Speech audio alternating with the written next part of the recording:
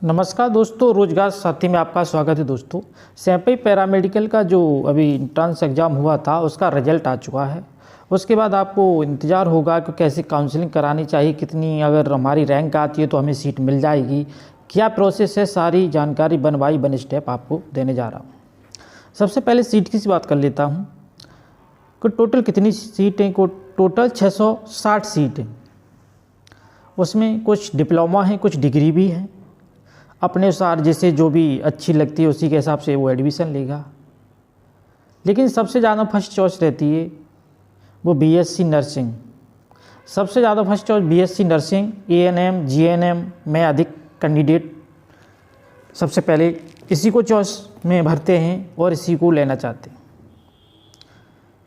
फिर जिसकी भी जो चॉइस है वो अपनी चॉइस के अनुसार ले सकता है। अगर आपकी रैंक 1 से 60 तक आती है तो आपको किसी भी पाठ्यक्रम में जो भी हो, डिप्लोमा डिग्री जिसमें आप लेना चाहते हो तो आप में उसको मिल जाएगा। उसके बाद अगर कुछ कैंडिडेट ऐसे होते हैं जो बीएससी नर्सिंग नहीं करना चाहते हैं, कोई दूसरा कोर्स करना चाहते हैं, तो इस प्रकार से कुछ जो उनके स्थान पर जो वैकेंसी खाली होगी, यानी जो भी सीट खाली होगी उसमें दूसरे को मौका दिया जाता है। तो लगभग ऐसा होता है कि लगभग 1 से 70 तक बीएससी नर्सिंग मिल सकती है।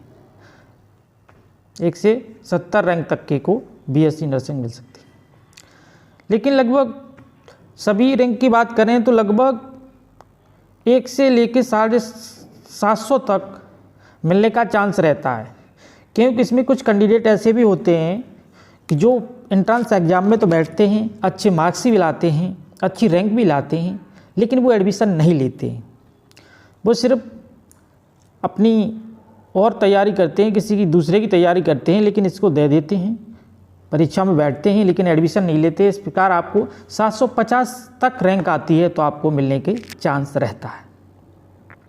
लेकिन अगर आपके 660 के अंडर में या 660 तक है तो आपको 100% एक सीट मिल जाएगी। उसके बाद बात करते हैं आपको काउंसलिंग में क्या क्या डॉक्यूमेंट्स लाना है, क्या क्या लाना है, उसकी बात करते हैं।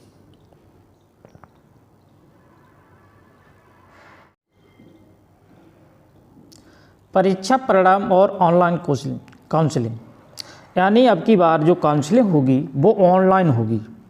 तो ऑनलाइन में आपको क्या करना है, प्रवेश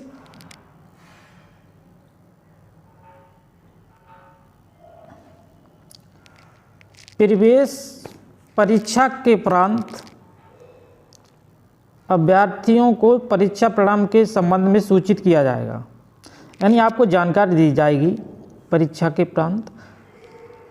उपरांत अभ्यर्थी को परिणाम के संबंध में सूचना जारी की जाएगी। और ये ऑनलाइन काउंसलिंग के बारे में दिया है। क्या दिया है, परीक्षा फल की मेरिट एवं अभ्यर्थी द्वारा प्रवेश परीक्षा हेतु भरे गए आवेदन पत्र में दी गई पाठ्यक्रम की वरीयता के आधार पर ऑनलाइन काउंसलिंग के माध्यम से अभ्यर्थी को पाठ्यक्रम आवंटन किया जाएगा। यदि अभ्यर्थी आवंटित पाठ्यक्रम में प्रवेश के लिए सहमत होता है तो उसे 10,000 रुपये तत्काल 24 घंटे के अंदर जमा करना होगा। यानी आपको पहले सीट दे दी जाएगी, कौन सा डिप्लोमा या डिग्री मिल रहा है, उसके बाद आपसे 10,000 रुपये 24 घंटे में जमा करने होंगे। अगर आप 24 घंटे में जमा नहीं करते हैं तो आप ये मान लिया जाएगा कि अभ्यर्थी संतुष्ट नहीं है या अभ्यर्थी सीट में जो प्रवेश पाने के लिए इच्छुक नहीं है, तो आपकी सीट है वो किसी दूसरे कोर्स में एडमिशन के लिए मतलब आवंटित कर दिया जाएगा, बांट दिया जाएगा। और उसमें ये भी लिखा है, आवंटित अभ्यर्थी द्वारा दावा स्वीकार नहीं किया जाएगा। मतलब आपकी सीट अगर किसी दूसरे को दे दी जाएगी फिर उसके बाद आपको कोई दावा नहीं कर सकते हैं, आपको सीट मिलने का कोई अधिकार नहीं। अब प्रवेश प्रक्रिया में क्या क्या हमें लाना है, क्या क्या डॉक्यूमेंट्स लाना है, वो सारे इसके बारे में जान लेते हैं। सबसे पहले क्या है, CPPNET 2021 का प्रवेश पत्र एवं अलॉटमेंट लेटर, यानी प्रवेश पत्र और अलॉटमेंट लेटर होगा जो उसकी कॉपी। उसके बाद जन्म प्रमाण पत्र, हाई स्कूल अंक पत्र।